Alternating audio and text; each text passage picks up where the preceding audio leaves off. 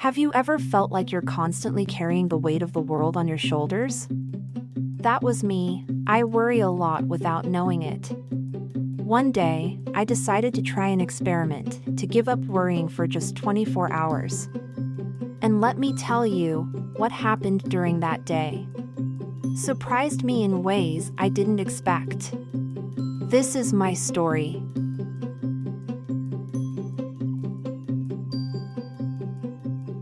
It was a typical Monday morning. I woke up before my alarm, thoughts already racing. Oh great, here we go again. I was worrying about an upcoming presentation at work, the argument I had with my sister, and even whether I'd remembered to lock the door last night. My chest felt tight, and I hadn't even gotten out of bed yet. As I went through my morning routine, I realized how exhausted I was from constantly stressing over everything.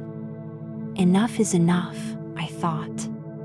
While sipping my coffee, I came across an article online titled The 24-Hour No Worry Challenge. It suggested consciously setting aside worries for a day to see how it affects your life. I thought, why not give it a try? What's the worst that could happen? I decided that for the next 24 hours, whenever a worry popped into my mind, I'd acknowledge it but then let it go. On my way to work, I usually plug in my headphones and listen to news podcasts, which often add to my anxiety. Today, I chose to listen to some upbeat music instead. As I walked, I noticed the morning sun filtering through the trees, the sound of birds chirping, and a gentle breeze on my face. It was calming. At a crosswalk, an older gentleman smiled and said, "Beautiful day, isn't it?" I smiled back and agreed. Normally, I'd be too lost in my thoughts to engage, but this simple interaction lifted my spirits. Arriving at the office, I felt the familiar tension creeping in, emails piling up, a meeting in an hour. My mind started to spiral. What if I mess up the presentation? What if my ideas aren't good enough? I reminded myself of the challenge. I took a deep breath, acknowledged my worries, and told myself, let's focus on the task at hand. During the meeting, instead of overanalyzing every word, I focused on conveying my points clearly. When questions arose, I listened and responded thoughtfully, rather than panicking about having all the answers. To my surprise, the presentation went smoothly, and my colleagues seemed genuinely interested in my ideas. After the meeting, my manager stopped by and said, "Great job today. I can see you've put a lot of thought into this." Her feedback boosted my confidence. At lunch, I usually eat at my desk to catch up on work or scroll through social media, comparing my life to others and fueling my insecurities. Today, I decided to join a few coworkers who were heading to a nearby park to eat. We sat on the grass, enjoying the sunshine. We talked about movies, hobbies, and funny stories from our weekends. I learned that one colleague was taking a photography class, something I'd been interested in but never pursued. We made plans to go to a weekend workshop together. By choosing to be present and engaging with others, I felt more connected and less isolated. Throughout the afternoon, whenever a worry tried to intrude, like thoughts about my unresolved conflict with my sister, I acknowledged it and gently set it aside, focusing on what I was doing at that moment.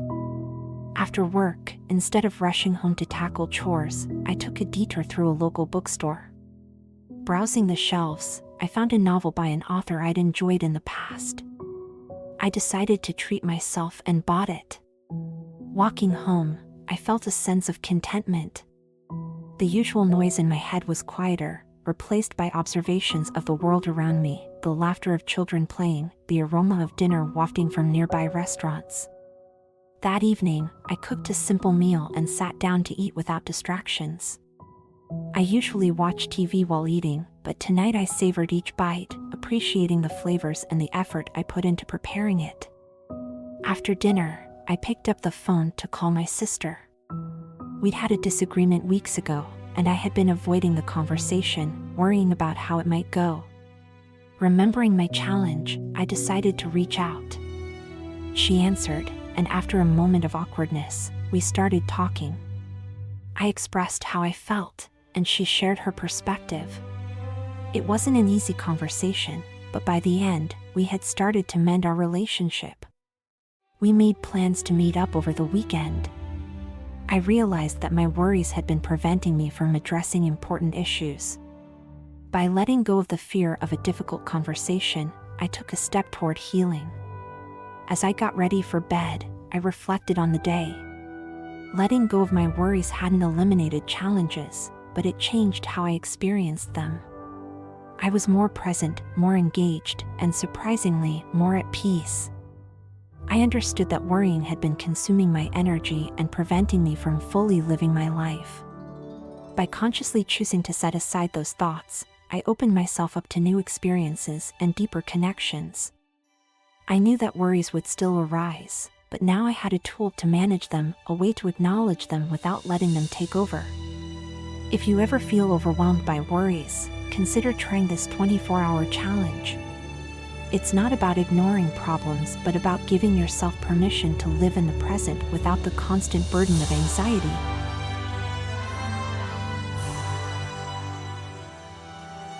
Alright guys, that's what happened during the first 24 hours after I took on the No Worry Challenge.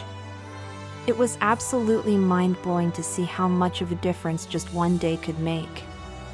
But let's be real, things don't change completely overnight. The real transformation comes with consistency. So here's the deal, I challenge each and every one of you to try the 24-hour No Worry Challenge.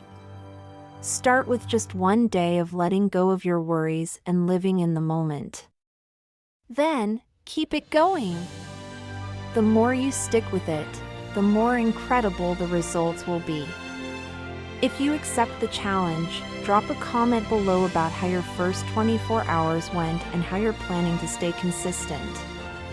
I'll be checking them out and might even feature some of your stories in the next video. And hey, if you enjoyed this video, make sure to smash that like button, subscribe if you haven't already, and share this with someone who could use a little less worry in their life. Thanks for watching, and remember, consistency is key. I'll see you all in the next one.